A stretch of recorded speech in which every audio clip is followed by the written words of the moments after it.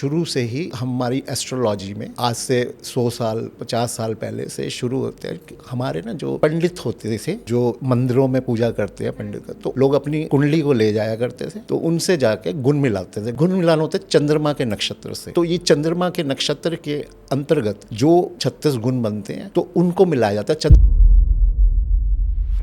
मगर जब तक हम कुंडली मिलान नहीं करते, कुंडली में कुछ प्रॉपर हाउसेज हैं, जैसे लाइफ पार्टनर का मेन हाउस जो होता है 7th हाउस होता है। अगर उसका लोड, अगर उसकी पोजीशन अच्छी है तो वो शादी चलेगी। अगर वो उसकी पोजीशन अच्छी नहीं है, वो गलत जगह पे बैठा हुआ है, तो फिर उसमें प्रॉब्लम आएंगी। अगर देखा जाए ऋतिक रोशन और सुजैन खान की, इन दोनों का काफी अच्छा रिलेशनशिप चल रहा था, लेकिन दूरियां आ गई, इनका डाइवोर्स हो गया। ऐसा कौन सा आखिर ग्रह है, कौन सा ऐसा नक्षत्र है ऑल ऑफ अ सडन आपके ऊपर बिल्कुल अटैक करेगा और आपको दूर कर देगा? जब इनका केस मेरे सामने आया, काफी टाइम से एक साथ मतलब अच्छे से रह रहे थे, कोई पब्लिक में कोई ऐसा नहीं था। मैंने उस टाइम ऋतिक की मैंने थोड़ा सा कुंडली को पहले देखा था।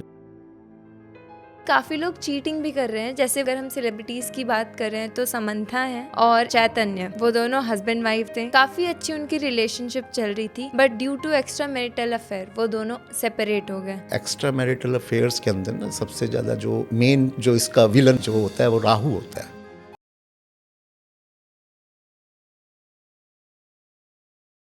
नमस्कार, स्वागत है आप सभी का हमारे आज के इस खास पॉडकास्ट में।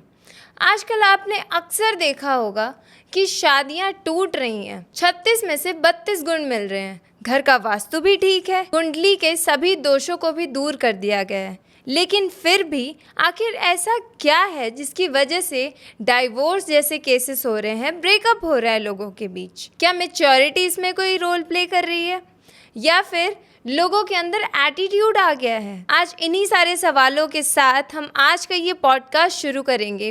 तो आज है हमारे साथ जाने माने ओकल्ट साइंस एक्सपर्ट और एस्ट्रोलॉजर ए खुराना सर। आज हम इनसे जानेंगे कि आखिर 36 में से 32 गुण मिलने के बाद भी ब्रेकअप्स क्यों होते हैं। ये टर्म जो हम सुनते हैं गुण मिलान और कुंडली मिलान, इसका आखिर महत्व क्या है, इसका मतलब क्या है? आखिर शादी के पहले कुंडली क्यों मिलाई जाती है, गुण को क्यों मिलाया जाता है, जबकि बाद में तो फिर आजकल ब्रेकअप ही हो रहा है? आज हम इन्हीं सारे टर्म्स को समझेंगे, उनके साथ जानेंगे कि इन सब का महत्व क्या है और आजकल ऐसा क्यों हो रहा है, लोगों के बीच डाइवोर्स क्यों हो रहे हैं, ग्रहों का खेल क्या है, एस्ट्रोलॉजी के बेसिस पे वो हमें किस तरीके से समझाएंगे कि ग्रह क्या रोल प्ले करती है। तो चलिए फिर बिना वक्त ज़ाया किए आज का ये खास पॉडकास्ट शुरू करते हैं। नमस्ते खुराना सर। नमस्ते आयुषी, कैसे हो आप? आप कैसे हैं सर? मैं तो बिल्कुल बढ़िया। आज आपने बहुत ऐसा टॉपिक उठाया कि आजकल ना इसके ऊपर इतनी बात हो नहीं रही है जी। मतलब एक्चुअल बातें तो बहुत हो रही हैं कि ये क्या हो रहा है क्या नहीं हो रहा, मगर वो एक्चुअल थीम पे नहीं पहुंच रहे। कोई भी बहुत सारे मैं पॉडकास्ट देखता हूँ, तो मगर वो जो सच्चाई है ना वो छुपाया जा रही है। जी। क्या होता है, जैसे आपने पहला क्वेश्चन जो पूछा है, गुण मिलान है, 36 गुण होते हैं, उसमें किसी के 32 मिलते हैं, कईयों के 36 में से 36 में मिलते जी हैं। बिल्कुल।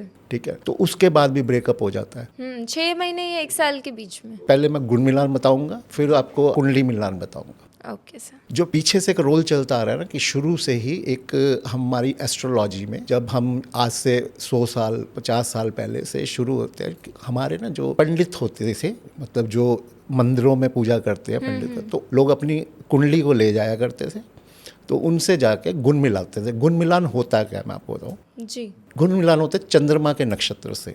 ठीक है, तो ये चंद्रमा के नक्षत्र के अंतर्गत जो 36 गुण बनते हैं, तो उनको मिलाया जाता है। चंद्रमा मन का कारक है। अच्छा। ठीक है, तो गुण मिलाना क्या होता है कि जैसे मान लो एक पर्सन है दूसरे पर्सन के साथ, एक मेल एक फीमेल के साथ, उसके गुण मिलाते हैं कि हाँ इनका कैसा रहेगा, इनका आपस में नेचर कैसा रहेगा, इनका शारीरिक मेल कैसा रहेगा, इनका क्या कुछ रहेगा, वो एक चंद्रमा नक्षत्र के अकॉर्डिंग वो गुण मिलाए जाते हैं। अच्छा। मगर ये एक एस्ट्रोलॉजी में तो आता है, मगर जब तक हम कुंडली मिलान नहीं करते, कुंडली में कुछ प्रॉपर हाउसेज हैं। ठीक है, जैसे मैं आपको मेन हाउस जो होता है लाइफ पार्टनर का होता है वो 7th हाउस होता है। अच्छा। अगर उसका लोड, मान लो 7th हाउस का लोड जो उसका मालिक है, ठीक है, अगर उसकी पोजीशन अच्छी है तो वो शादी चलेगी। अगर वो उसकी पोजीशन अच्छी नहीं है, वो गलत जगह पे बैठा हुआ है, तो फिर उसमें प्रॉब्लम आएंगी। तो कुंडली एक बहुत बड़ा सिस्टम है, गुण मिलान तो करेंगे ही करेंगे, अगर प्रॉपर वे से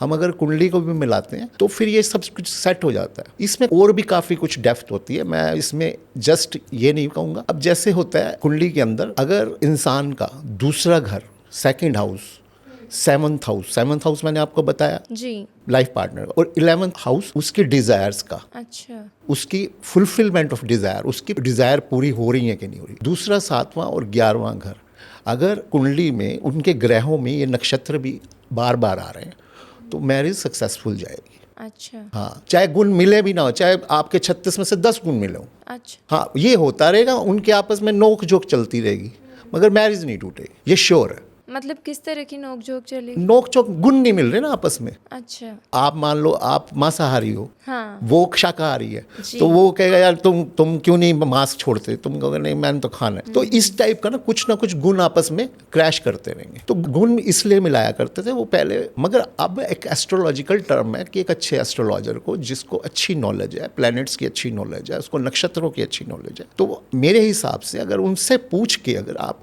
मैरिज कर लेते हो। और इसमें एक चीज़ मैं और बताता हूँ, मेन तो ये है कि आपकी दशा अंतरदशा जो आने वाला टाइम है शादी के बाद, मान लो आपकी शादी 25 साल के बाद हो रही है जी, तो उसके बाद एकदम हमारी 7th हाउस की हमारी दशा आ गई। दशा भी लंबी चलती है, जी बिल्कुल, कोई चंद्रमा की दशा 10 साल की चलेगी, शनि की दशा 18 साल की दशा चलेगी, तो इस टाइप में दशाएं तो लंबी चलती हैं। तो अगर वो दशा आ गई और दशा वो प्लेनेट हर्टेड है तो वो प्रॉब्लम करेगा। तो वो पीरियड अगर वो निकल चुका है फिर कोई प्रॉब्लम नहीं है। अगर वो आपकी बचपन में ही निकल गया, जी, ठीक है, मान लो सैटर्न की दशा थी और वो हर्टेड था, आपका 7th हाउस का लॉर्ड हर्टेड था, तो वो आपके अगर बचपन में निकल गई है, वो 18-19 साल की निकल, तो फिर क्या प्रॉब्लम, फिर कोई प्रॉब्लम नहीं। ओके, हाँ, तो वो दशाएं अंतर दशाएं भी मैटर करती हैं, क्योंकि दशा ही हमें रिजल्ट देगी।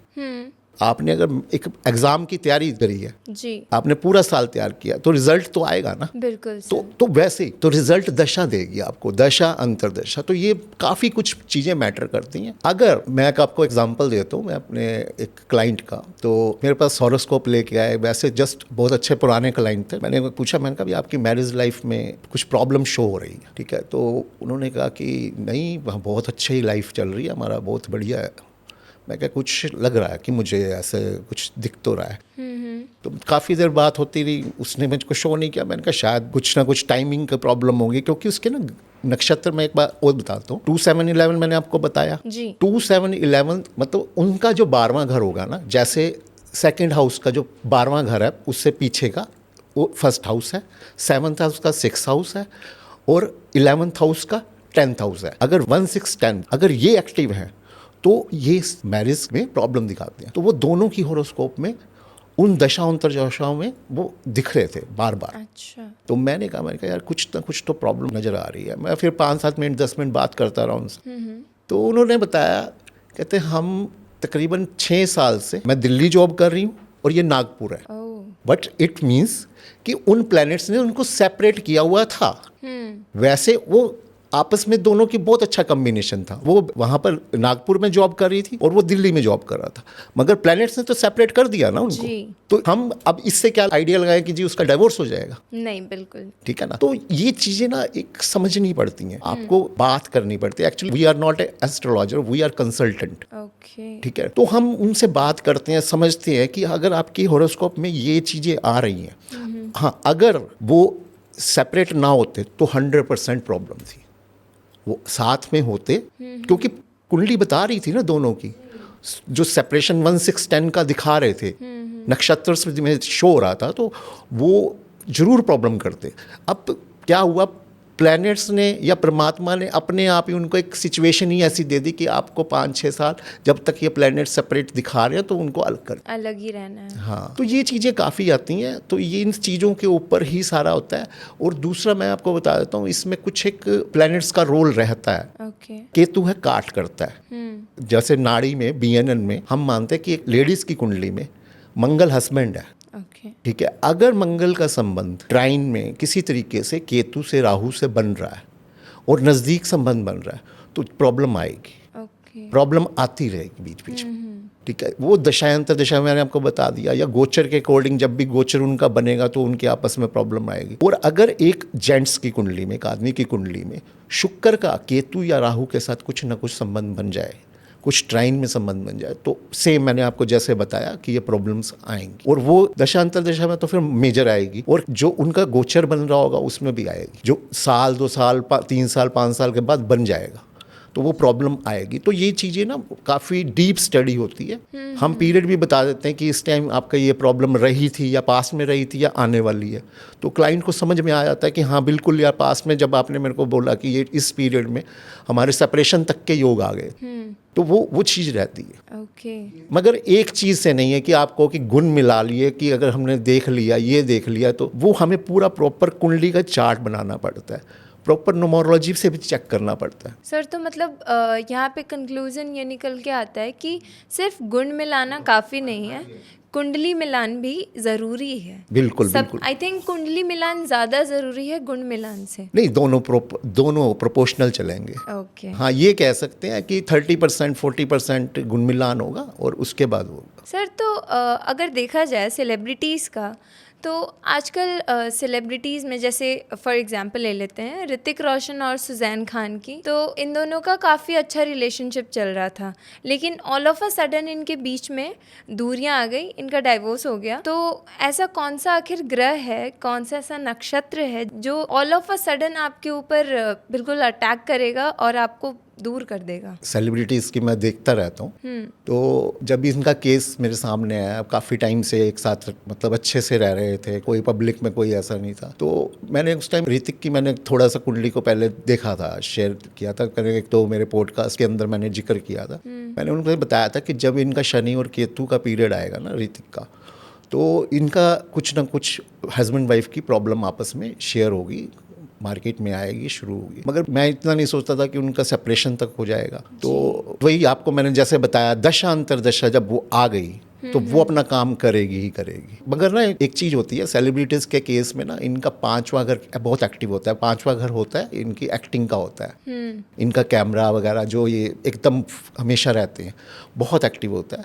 और उनके साथ 8वां और 12वां घर भी बहुत एक्टिव होता है। तो 8वां घर प्रॉब्लम्स का होता है, 12वां घर जो होता है वो लस्टिंग का होता है, मतलब ब्रेकअप्स हो जाते हैं, इसमें इनके ऊपर एलिगेशंस लगते हैं। तो इनकी ना जो स्टार्स होते हैं, सेलिब्रिटीज़ होती है, इनकी हॉरोस्कोप बड़े ऊपर नीचे चलते रहते हैं, कभी एक नीचे चले जाएंगे। आपने कई केसेस देखे होंगे, अमिताभ बच्चन ये बड़े बड़े बहुत ऊपर चले गए, एकदम नीचे आ गए, एकदम काफ़ी उथल पुथल होती है इनकी कुंडलियाँ, आम इंसान नहीं समझ सकता जी। तो उनको समझने के लिए बहुत वो देखना पड़ता है कि इनका क्या टाइम, किस टाइम, क्योंकि आपने देखा होगा कई स्टार आया एकदम उसकी पिक्चर्स एकदम हिट होती गई और एकदम उसको फ्लॉप हुआ तो एकदम फ्लॉप होता चला गया। तो इनकी ना बड़ा हॉरोस्कोप इतना ज़्यादा होता है, और ख़ासकर मैरिज लाइफ उनकी तो समझो ये तो छुपाते हैं। ये प्रॉब्लम काफ़ी टाइम से चल रही थी ऋतिक रोशन की। जब मैंने बता दिया था कि जब इसका सैटर्न स्टार्ट हुआ था ना, तो शनि केतु की वजह से इसका कुछ राहु का भी इम्पैक्ट आ गया था इसकी मैरिज लाइफ में, तो काफ़ी ज़्यादा इनका हो जाता है, मगर कुंडली के अकॉर्डिंग देखना पड़ता है। अगर हम सेलिब्रिटीज़ की बात कर रहे हैं तो यहाँ पे एक बात आती है एक्स्ट्रा मैरिटल अफेयर की। एक्स्ट्रा मैरिटल अफेयर आजकल इतने सारे डेटिंग ऐप्स बन गए हैं ना, जिसकी वजह से एक्स्ट्रा मैरिटल अफेयर और ज़्यादा आई थिंक ग्रोथ कर रहे हैं। आई एम नॉट सेइंग कि सारे के सारे जो डेटिंग ऐप्स हैं वो ख़राब हैं, काफ़ी लोगों को काफ़ी अच्छे लाइफ पार्टनर्स मिल गए इनकी वजह से, so all thanks to dating apps. लेकिन काफ़ी लोग चीटिंग भी कर रहे हैं, जैसे वो मैरिड हैं। फॉर एग्जांपल अभी अगर हम सेलिब्रिटीज़ की बात कर रहे हैं तो समंथा हैं जो साउथ इंडियन एक्ट्रेस हैं, और एक चैतन्य, वो दोनों हस्बैंड वाइफ थे, काफ़ी अच्छी उनकी रिलेशनशिप चल रही थी, but due to extra marital affair वो दोनों सेपरेट हो गए। तो यहाँ पे कौन सा ऐसा ग्रह काम किया जो एक्स्ट्रा मैरिटल अफेयर्स के अंदर ना सबसे ज़्यादा जो मेन जो इसका विलन जो होता है वो राहु होता है। अच्छा। हाँ, जब ये राहु और शुक्र का जब साथ में होते हैं, उनके होरोस्कोप में शो हो रहे होते हैं या ट्राइन में हो रहे होते हैं, तो उनका पता चल जाता है कि इनके अफेयर्स होंगे ही होंगे। अच्छा। हाँ, इनका इम्पैक्ट बहुत रहता है। अगर कोई फीमेल एक्ट्रेस है तो उसमें मंगल और राहु का बहुत इम्पैक्ट रहेगा। तो ये चीज़ें हमने कई बार देखते हैं। तो ये प्लैनेट्स होते हैं, हाउसेस भी होते हैं। अगर देखो राहु का इम्पैक्ट आपके 5th हाउस जो लव रोमांस का हाउस होता है उसके साथ है, तो आपको वो राहु क्या है, राहु डिज़ायर बढ़ाता है भी, अनलिमिटेड, मुझे बस इसमें बस बहुत कुछ चाहिए। अगर राहु 5th हाउस में होगा तो 5th हाउस लव रोमांस का, तो वो कहेगा मेरे को तो बहुत चाहिए, बहुत रोमांस करना है मुझे ये।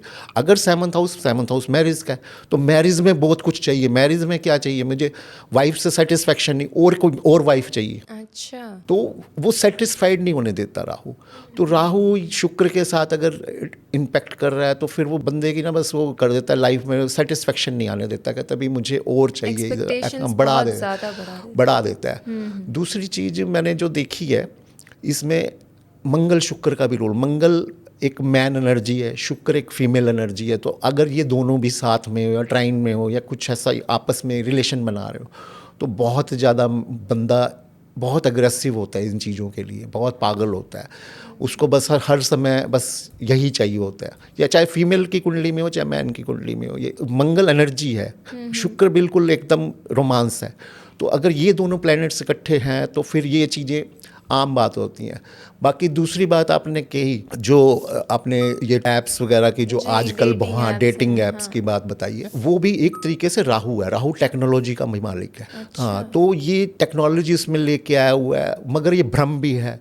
तो बंदा यहाँ पर जाता है, राहु धोखा भी है तो वहाँ धोखा भी खाता है। वहाँ लोग अपने आप को दिखाते हैं कि जी मैं अनमैरिड हूँ या ये हूँ, मेरा ये स्टेटस है, मिलने जाते हैं, अपने आप को छुपाते हैं, फिर डेट्स होती हैं, फिर उसके बाद जब शादी के बाद पता चलता है यार ये तो ये ऐसे था। मैंने तो बहुत केसेस मेरे पास आते हैं, इतनी कंसल्टेंसी के आते हैं, और आप यकीन नहीं करोगे लोग 10-10 साल से वो रिश्ते में है, मतलब लिव इन रिलेशनशिप में है। ये ऐसे डेटिंग ऐप्स में मिले हैं तो वो कहते हैं जी हमें पता ही नहीं, ये मुझे अपने आप को पता नहीं क्या बता रहा था, क्या था ये मुझे पता चल रहा है कि ये तो बहुत धोखा है। राहु धोखा है, मैंने आपको बताया ना धोखा है। तो बहुत बड़ी ध्यान से डेटिंग ऐप्स पे, इवन देखो इंस्टाग्राम पे कितना कुछ हो रहा है, अपना फेसबुक पे कितना कुछ हो रहा है। तो ये तो चल, हाँ, को तो साइड में रखिए, इंस्टाग्राम पे भी लोग फेक अकाउंट्स बनाकर सब कुछ चल रहा है। तो इन ना मतलब कोई जस्ट मैंने आपको कहा ना राहु है, राहु धोखा है। राहु पागलों की तरह ना वो भगाता है उसको भी,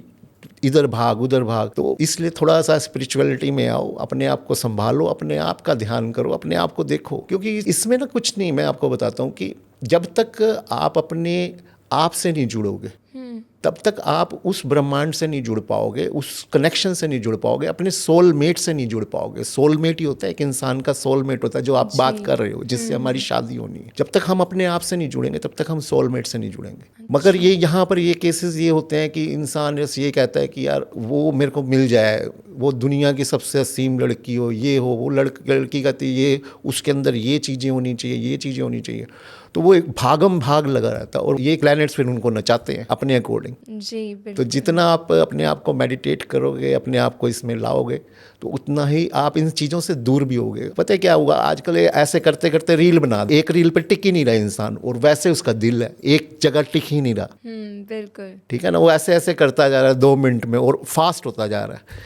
तो ये चीज़ें हैं, थोड़ा सा अपने आप को इनसे दूर करो, थोड़ा सा रख दो यार, 5-6 घंटे के लिए साइड पे रख दो, छोड़ दो। थोड़ी सी लड़ाई होती है, ब्रेकअप हो गया, पेशेंस नहीं है। तो इसमें सैटर्न का भी रोल रहता है। शनि पेशेंस का एक प्लेनेट है, और आज के दिन पेशेंस है ही नहीं है। ठीक है ना, तो हम 1 मिनट में, मंगल है, अग्रेसिव हो जाते हैं, ईगो में आ जाते हैं, इसने मेरे को ऐसे कैसे कह दिया, ये कैसे कह दिया, वो कैसे कह दिया। आपके प्लैनेट्स आप खुद ठीक कर सकते हो, कोई लंबी चौड़ी बात नहीं है। आपको सिर्फ ध्यान रखना है कि हमें अच्छे एस्ट्रोलॉजर से मिलो, उसको पूछो कि मेरी पूरा हॉरोस्कोप बताओ, पूरा एक्सप्लेन करो, तो वो आपको एक्सप्लेन करेगा। वो आपको बताएगा आपका मंगल या राहु या शनि ये कहाँ किस पोजीशन पे बैठे हैं, क्या इम्पैक्ट कर सकते हैं आपकी लाइफ में। अगर रिलेशनशिप प्रॉब्लम आने वाली है या कोई दिक्कत आने वाली है तो वो आपको समझाएगा, वो आपको कंसल्टेंसी अच्छे से देगा, समझाएगा। ये इस टाइम में, ये पीरियड्स में आपको ये चीज़ें आ सकती हैं, आप इनसे बचो।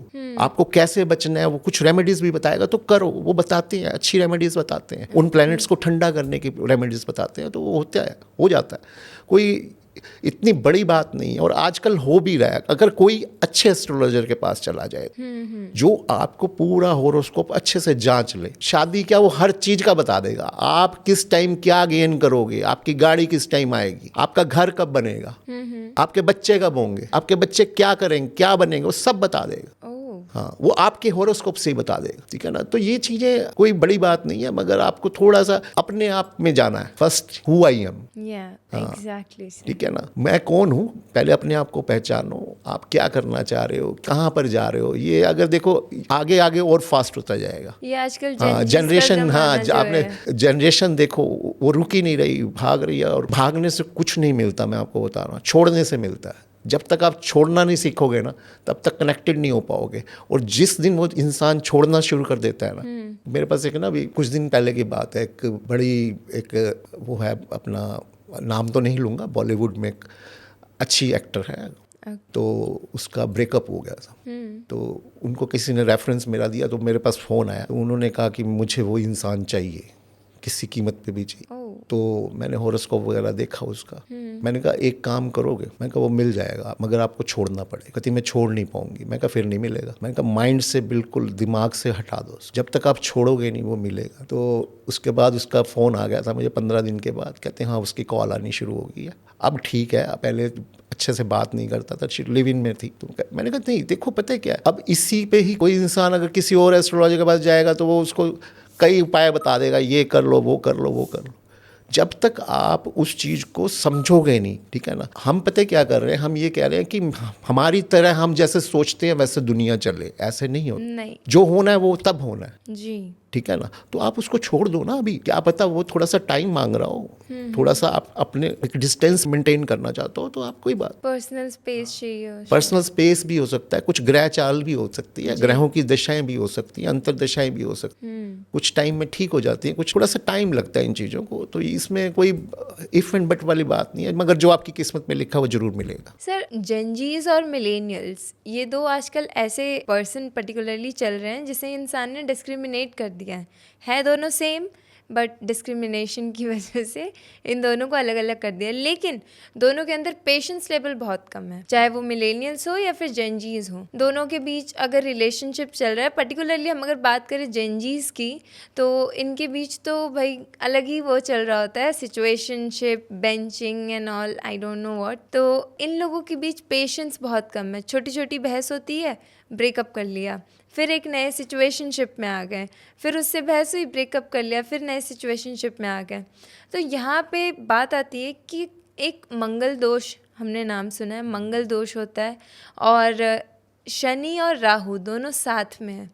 तो यहाँ पे क्या प्रॉब्लम क्रिएट हो रही है? देखो आयुषी, इसमें क्या होता है कि जेंजिस हैं या जो जनरेशन अभी चल रही है, इसमें ना मार्स का तो रोल रहेगा। मार्स का रोल क्यों रहेगा? जो आपने मंगल दोष बोला है ना, वैसे वो क्या चीज़ है मैं वो आपको रियलिटी में बताता हूँ जी। मार्स हर इंसान के अंदर होता है, मंगल एनर्जी है, ठीक है। तो आप अपने आप सोचो कि एक यंग लड़के के अंदर कितनी एनर्जी होगी। वो खेलता भी है, भागता भी है जी, सब कुछ करता है, जिम भी जा रहा है, कितनी एनर्जी होती है। तो गुस्सा भी उतना ही होगा, बिल्कुल। यंग बच्चों में होता ही है, वो कोई टॉलरेट नहीं कर पाता। तो मार्स की एनर्जी रहती है, वो मंगल दोष में आ जाता है। कईयों में मार्स की पोजीशन अगर पहले घर में, चौथे घर में, 7वें घर में, 8वें घर में, 12वें घर में अगर मंगल है, तो उसके अंदर मार्स की कुछ और ज़्यादा एनर्जी हो। तो इसी को हम मंगल दोष कहते हैं, मंगल योग कहते हैं, कुछ मर्जी कहते हैं। तो ये चीज़ होती है। तो उनको मंगलिक भी कह दिया जाता है, ये मंगलिक हैं जी। तो वो कहते हैं कि मंगलिक है तो जी मंगलिक लड़की देखनी पड़ेगी। मगर ये मंगल जो दोष होता है, तो वो 28 साल के बाद, जब एक बच्चा 28 साल का होता है, तो आप नेचुरल है 28 साल के बाद उसके पास जॉब्स भी होंगी या शादी हो चुकी होगी, तो वो थोड़ा थोड़ा कम होना शुरू हो जाता है एनर्जीज। वो लेवल जो एक यंग बंदे का है, तो एनर्जीज लेवल कम होना शुरू हो जाता है। बंदा एक हर तरीके के थप्पड़ खा लेता है शनि के। शनि क्या होता है?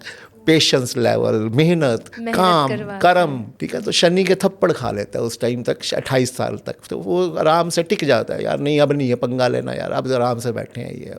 उससे पहले जो कभी लड़ाइयाँ कर रहा है, कभी कहाँ जा रहा है, कभी कुछ हो रहा है। तो ये चीज़ें होती हैं, ये हर इंसान की होती है। ये नहीं है कि अगर आपका मंगल 2nd हाउस में या 3rd हाउस में, नहीं 3rd हाउस में अगर मंगल होगा तो भी बड़ा एनर्जेटिक होगा, बहुत ज़्यादा। 3rd हाउस क्योंकि साहस का हाउस है, वहाँ पर मंगल बहुत ज़्यादा एनर्जी करता है। तो हर हाउस में मंगल अपना आतंक दिखाएगा जब तक वो बंदा इन्हीं एज में होगा, जिन एज की आपने बात की है जी। तो ऐसा कुछ नहीं होता। हाँ, अगर उनका इम्पैक्ट राहु से, जैसे मैंने कहा, अगर उसकी डिज़ायर मंगल भी है, राहु राहु भी अटैच हो गया, शनि भी अटैच होगा, तो फिर थोड़ा सा प्रॉब्लम रहती है उनकी इस लाइफ में। बात बात पे झगड़ा हो जाना, किसी की बात ना मानना, हर टाइम वो दिखते रहती हैं। मगर ये भी अगर एक अच्छे एस्ट्रोलॉजर से आप कंसल्ट किया जाए तो वो रेमेडीज़ वगैरह बता देगा कि उनको कैसे ठंडा किया जा सकता है और उनको कैसे अपनी बात मनवाई जा सकती है। मेरे पास कई जजेस के पेरेंट्स हैं जो मेरे से कंसल्ट करते हैं, अपने बच्चों को उन्होंने अच्छे से सेट किया हुआ है, हम उनको कई रेमेडीज़ बता देते हैं। देखो, एक अभी पीछे एक वो आया कि वो कहते हैं मेरा बेटा बहुत लड़ता है, बात बात पे लड़ता है, वो भी 12th में हो गया, किसी की बात नहीं मानता, घर पे हमेशा लड़ाई करता रहता है। तो मैंने उनको एक छोटी सी रेमेडी दी, मैंने कहा इसको जिम ज्वाइन करवा। अच्छा। उसको जिम का ऐसा चस्का चढ़ा, वो 3 घंटे जिम करता है पूरा। तो यही बात बता रहा हूँ, अगर जिम उसने ज्वाइन कर लिया है, उसके बाद बैडमिंटन भी 1 घंटा खेल रहा है, तो उसकी क्या एनर्जी रह जाएगी, घर जाके लड़ेगा क्या? बिल्कुल नहीं। तो जाके अपना सो जाएगा ना। तो वो तब से सुखी है, कहते कमाल है। दिस इज़ अ रेमेडी जो हमारे डेली रूटीन में जाती हैं, दिनचर्या में जाती है। तो ये थोड़ा सा हम रेमेडीज़ उनको शेयर कर देते हैं कि ये कर लो। रेमेडीज़ ये नहीं है कि हम ये नहीं कहोगे हनुमान मंदिर जाओ, वहाँ ठीक है, वहाँ भी जाओ, हनुमान चालीसा अगर कोई पढ़ना चाहता है तो वो पढ़े, उससे भी हो जाएगा आपका। तो सब चीज़ें होती है। वैसे ज़्यादा मैं दिनचर्या वाली जो होती हैं अपने डेली रूटीन को ठीक करने के लिए देता हूँ। सर, ये तो काफ़ी ज़्यादा सुना है कि मांगलिक दोष वाले जो होते हैं उन्हें जिम जाना चाहिए। हाँ जी, हाँ जी, बिल्कुल। ये क्योंकि एनर्जी उसकी ना, मंगल हैवी एनर्जी का होता है। अच्छा। हाँ, हाई एनर्जी का मंगल होता है। तो वो थोड़ा सा उनको, मतलब ये समझ लो, जब बात भी करेंगे ना तो आपको समझ में आ जाएगा कि उसकी अच्छी एनर्जी एकदम गुस्से, जैसे मेरा मंगल है, मैं भी मंगलिक हूँ, मंगल लगन में, तो थोड़ा सा बात में पता चल जाता है, एनर्जेटिक बंदा है, बात करता है, अच्छे से उत्साह है उसके अंदर। तो ये चीज़ें होती हैं। सर, आखिर लेकिन ऐसा क्यों कहा जाता है कि एक मांगलिक लड़के की शादी एक मांगलिक लड़की से हो? इसमें भी ना देखो, वही आपको मैंने बताया कि जो आपने शुरू में एक बात कही थी गुण मिलान वाली जी, तो वहाँ पर ये टॉपिक निकलता था कि मांगलिक का मांगलिक के साथ होना चाहिए, जो गुण मिलते हैं ना तो ये चीज़ें आ जाती हैं। मगर मेरा ऐसा मानना नहीं, जो मैंने आपको कुंडली का दिखाया था कि अगर दोनों का होरोस्कोप हम रखेंगे, ठीक है ना, एक हस्बैंड का एक वाइफ का, जो आपस में शादी होने में, तो उनके प्लैनेट्स के अकॉर्डिंग उनका देखना पड़ेगा, उनका 7th हाउस कैसा है दोनों का, ठीक है, उस पे मंगल का क्या इम्पैक्ट है, मंगल है या नहीं है, उनका 8th house is very very much important. अगर हम किसी की कुंडली मिलाते हैं तो 8th हाउस उनकी लॉन्गेविटी का है दोनों का, ठीक है ना। कहते हैं ना कि लोग ना डराना का धंधा बनाया हुआ है कि इंस्टाग्राम पे ये पे अभी आपकी वाइफ की हो जाएगी, अगर आपका मंगल यहाँ पर है, आपके पार्टनर की ये हो जाएगा, वो हो जाएगा, ये हो जाएगा। तो 8वें घर को इन्होंने बड़ा हवा बना रखा था कि इस घर में से ऐसा हो जाएगा, वो हो जाएगा। तो उसमें 8वां घर खाली लॉन्गेविटी का नहीं होता, अभी आप उसमें लॉन्गेविटी देखते हैं मगर उसके इन लॉज का भी है। हम क्यों 8वां घर भी चेक करते हैं, क्योंकि अगर आपकी शादी हो रही है तो आपके इन लॉज का 8वां घर है, तो वो भी हमें चेक करना पड़ेगा जी। तो उसके बाद हम अगर मंगल के अंदर चले जाते हैं तो मंगल में अगर मंगल 8वें घर में चला गया है, 7वें घर का प्लैनेट होके 8वें घर में चला गया या 12वें घर में चला गया, तो थोड़ा सा उसको हम प्रॉब्लम से चेक कर लेते हैं कि हाँ ये है। मगर इसके साथ साथ उसके पार्टनर की भी कुंडली चेक करनी पड़ेगी। मेरा जो कई बार मानना होता है, एक मेरे पास केस आया था, उसमें उसके मंगल 4th हाउस में था, तो वो कई एस्ट्रोलॉजर से मिल के आया, कहते जी ऐसे ऐसे जी मेरी शादी होने वाली है और ऐसे मेरी वाइफ का, मैं मांगलिक हूँ, मेरा 4th हाउस में मंगल है और मेरी ऐसे ऐसे वाइफ। तो मैंने देखा उसकी वाइफ का सूर्य 4th हाउस में था। मैंने कहा 1 मिनट मत लगा, शादी कर ले। वो कहते सर हर किसी ने मना कर दिया, और इस बात को ना 30 साल हो गए, इतनी अच्छी मैरिज लाइफ है उसकी, इतनी अच्छी मैरिज लाइफ। मैंने कहा 1 मिनट लगा, रीजन, अब मैंने उसको क्या रीजन था, मंगल 4th हाउस में था और सामने उसके पार्टनर का सूर्य ही भी बहुत स्ट्रॉन्ग प्लैनेट है, मंगल का बराबरी कर सकता है, क्योंकि वो भी ऊर्जा वाला है, मंगल भी ऊर्जा वाला है। तो आपस में हो गया ना, अगर दोनों लड़ेंगे तो ठीक हो जाएंगे ना। बिल्कुल। तो वो लड़ेंगे ही नहीं, वो लड़ेंगे ही नहीं, हाँ, 2 बार वो लड़ेंगे ही नहीं। तो वो हाउस टू हाउस भी हमें देखना पड़ता है कि आप अगर वो मांगलिक है, अगर उसका मंगल 12वें घर में है, तो आपके पार्टनर का भी 12वें घर में क्या इम्पैक्ट आ रहा है, कौन सा प्लैनेट है, कैसे होगा। तो वो चीज़ें सब देखा जाता है। तो खाली एक आधी चीज़ से नहीं हम जज कर सकते, और उसके साथ रेमेडीज़ भी होती हैं,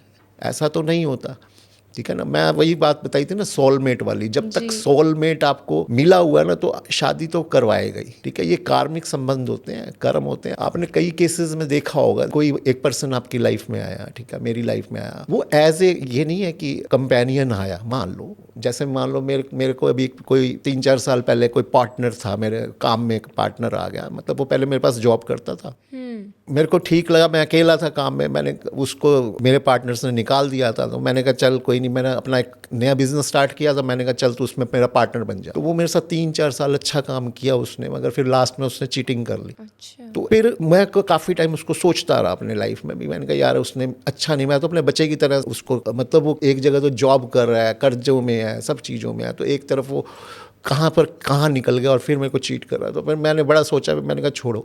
मगर वो क्या होते हैं, कार्मिक संबंध होते हैं। किसी की लाइफ में ऐसे ही कोई फीमेल आ जाती है, मेल आ जाता है, वो एक टाइम तक रहती हैं, फिर चले जाते हैं, पता भी नहीं लगता जब तक वो रहते हैं कितना ही अच्छा संबंध रहता है। इवन ये हस्बैंड वाइफ में भी हो जाता है। एक हस्बैंड वाइफ है, 5 साल 10 साल 15 साल बड़े अच्छा रिलेशन रहा, पॉजेसिव रहे, फिर उसका एकदम हुआ, जैसे आपने ऋतिक रोशन का एकदम वो एक दूसरे की शक्ल भी नहीं देखना चाहते, suddenly break. This is all karmic संबंध। पास्ट जन्माज में कुछ ना कुछ ऐसे संबंध थे जो उन्होंने इस जन्म में कर्मों के अकॉर्डिंग काटने थे। अच्छा। तो ये चीज़ें मैटर करती हैं, जहाँ पर हम होरोस्कोप से पता चल जाता है, थोड़ा सा झलक लग जाती है कि ये चीज़ें हो सकती हैं, तो वो हम उनको उस तरीके से समझा देते हैं, जो आया वो चला गया, क्या हुआ, आगे मूव ऑन करो इसमें। मगर कई, क्योंकि अब जनरेशन ऐसी है, वो मूव ऑन नहीं कर पाती, यहाँ पे फिर वो फेज आ जाता है एंजाइटी का, डिप्रेशन का, कि मैं उसके बिना नहीं रह सकती। सर तो जैसे कि आप कई बार आपने इस टर्म का यूज़ किया रेमेडीज़ का, तो अगर मांगलिक है कोई पर्टिकुलर पर्सन, जैसे ये ना मोस्टली लड़कियों के साथ होता है कि भाई मांगलिक है, कोई शादी नहीं कर रहा, उसे ताने सुनने को मिलते हैं, तो ये मंगल दोष को हटाने का क्या रेमेडी हो सकती है? देखो, मंगल दोष देखना पड़ेगा आपकी कुंडली में मंगल किस पोजीशन पे है, कितने डिग्री का है, अच्छा, कौन से हाउस में वो मंगल मांगलिक बन रहा है। तो ये सब चीज़ें एक चीज़ से नहीं जज की जा सकती। हाँ, हटाने के लिए ये हो सकता है कि आपको मंगलवार मंदिर जाइए, हनुमान चालीसा का पाठ कीजिए, मंगल के रिलेटेड चीज़ों का दान कीजिए। लाल मसूर की दाल होती है, तो अगर आपको लग रहा है कि हाँ आपके अंदर गुस्सा, ये देखो सिम्टम्स हैं, गुस्सा ज़्यादा आना, बात बात पे भड़कना, ठीक है ना, तो ये सिम्टम्स होते हैं। अगर ऐसी आपकी चीज़ है, और सबसे पहले एक अच्छे एस्ट्रोलॉजर से सलाह लीजिए, आप बताइए उनको, अपना होरोस्कोप दिखाइए, ठीक है, वो आपको बता देगा कि आपको रेमेडीज करनी है। कई बार क्या होता है, कई दान नहीं करवाना होता, कोई हमें स्टोन ही पहनाना होता है, वो स्टोन से ठीक हो जाता है, ठीक है ना, तो वो रिलेटेड टू देयर होरोस्कोप। बाकी ये होता है कि अगर हम एज ए मैरिज के रिलेशन में देखें तो हमें थोड़ा शुक्र के उपाय करने चाहिए, राहु के उपाय करने चाहिए, कुछ जो जर्नल उपाय हैं, मैं ये नहीं कहूँगा सबके लिए, जर्नल उपाय होते हैं। बाकी अपना होरोस्कोप दिखाएं फर्स्टली, तो वही उपाय अच्छे होते हैं। मगर एक जनरल उपाय है कि कबूतरों को दाना डालो राहु के लिए, ठीक है, मछलियों को दाना डालो, ठीक है, और शुक्र के लिए शुक्र की आइटमें जो होती हैं सफ़ेद रंग की चीज़ों का दान कीजिए, तो इनसे थोड़ा ठीक हो जाता है। और सबसे बड़ी बात है, अगर आपके रिलेशनशिप में कभी प्रॉब्लम आ रही है तो आपका बुध जरूर वीक होगा, तो कम्युनिकेशन बंद नहीं करनी चाहिए कभी भी। आप चाहे शादीशुदा है, चाहे आप रिलेशनशिप में हैं, तो कम्युनिकेशन करते रहिए। कम्युनिकेशन एक बहुत बड़ी चीज़ होती है। आप अगर कम्युनिकेशन बंद करते हैं फिर वो सारा सिस्टम हट जाता है। अच्छा। हाँ, क्योंकि बुध जो है ना कम्युनिकेशन का है, बुध ठीक करने के लिए हमें कम्युनिकेशन करनी पड़ेगी। तो और उसके रिलेटेड हमें मूंग साबुत दाल होती है, वो कबूतरों को डालो, ठीक है। तो ये चीज़ें होती हैं, कुछ ना कुछ थोड़ा बहुत बुध के रिलेटेड उपाय किया करो, गौशाला में हरा चारा डाल दिया, तो इस टाइप का। तो हमें पता चल जाता है कि हमारा कौन सा प्लेनेट वीक है, तो उसके रिलेटेड थोड़ा छोटे मोटे उपाय कर लो, मगर फिर भी एक बार अच्छे एस्ट्रोलॉजर से पूछ के। So thank you so much sir, हमें इतनी सारी इन्फॉर्मेशन देने के लिए। आजकल क्योंकि लोग अक्सर सुनते हैं मैरिटल अफेयर एंड ऑल सब कुछ चलने के लिए, सो आई थिंक कि अगर कोई शादी करने के लिए किसी अपने कंपेनियन को, अपने पार्टनर को चूज़ कर रहा है, तो उसे गुण मिलान के साथ साथ कुंडली मिलान को भी उतना ही इम्पोर्टेंस देना चाहिए। एक अच्छे एस्ट्रोलॉजर से अपनी कुंडली को दिखवानी चाहिए, अपने पार्टनर की कुंडली को दिखवानी चाहिए, ताकि उसे ये पता चल सके कि आगे जा कर के उसकी लाइफ में कोई ऐसा बड़ा ट्रांसफॉर्मेशन तो नहीं आ रहा जिसकी वजह से उसका डाइवोर्स हो सकता है, या फिर उसका पार्टनर उसके ऊपर चीट कर सकता है, कुछ इस टाइप का प्रॉब्लम तो नहीं आने वाला। तो इसी के साथ आज का ये पॉडकास्ट हम यहीं पे ख़त्म करते हैं। अगर आज का ये पॉडकास्ट वीडियो आपको अच्छा लगा हो then do like share and subscribe the channel. अगर आपको भी कुछ क्वेश्चन है, आपके भी कोई क्वेरीज़ हैं तो प्लीज़ कमेंट बॉक्स में आप हमसे ज़रूर पूछ सकते हैं। अगर आप चाहते हैं कि हम नेक्स्ट वीडियो इन्हीं टॉपिक पे कुछ और क्वेश्चंस के साथ लेकर के आएँ तो आप हमसे ज़रूर पूछ सकते हैं। Thank you so much for watching this video. Thank you so much sir. Thank you Rishi, thank you.